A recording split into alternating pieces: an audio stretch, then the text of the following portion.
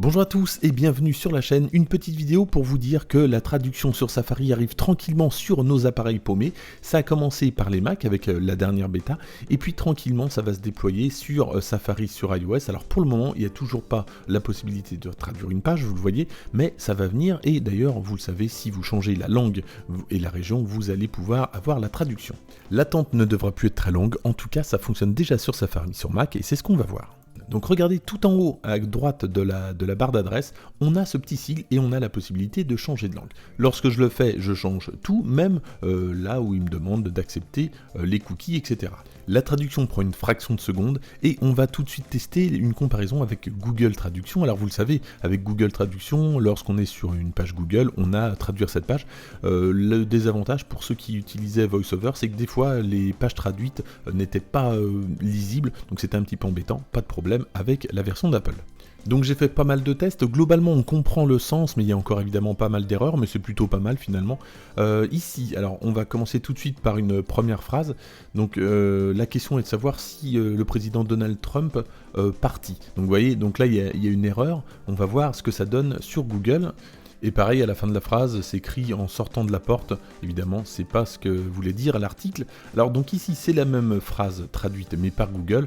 Et en fait, on a exactement la même erreur. On a aussi le président Donald Trump parti.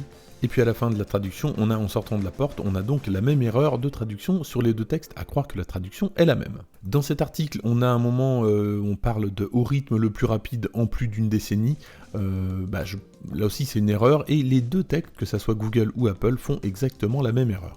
Alors des fois j'ai quand même un avantage côté Google, j'avais lu un article sur Pfizer qui avait trouvé un vaccin contre la Covid et donc il disait que les parlementaires étaient enthousiasmés chez Google et étaient excités chez Apple. Effectivement c'était excited mais ça se traduit par enthousiasmé, donc un point à Google. Et puis l'avantage c'est de pouvoir repasser à la page originale très facilement et pour ça on va aller tout de suite sur le site d'apple.com et n'oubliez pas, ce soir c'est keynote à 19h et Tim Cook devrait présenter deux nouveaux Macs, sans doute les Mac ARM et peut-être avec la première disponibilité. Donc on retourne donc dans notre page Apple. Donc ici je suis à encore une chose et voilà, je repasse en original One More Thing, c'est quand même super pratique. Et évidemment ça marche avec tout plein de langues, donc ici je suis sur le site de Baidu, on va tout de suite lancer la traduction. Alors ça marche évidemment avec tout plein de sites, allemand, espagnol, russe, etc. Voilà, donc là j'ai la traduction en français. Alors si je clique sur un lien, ça va me faire quoi? Donc là je suis à nouveau en chinois.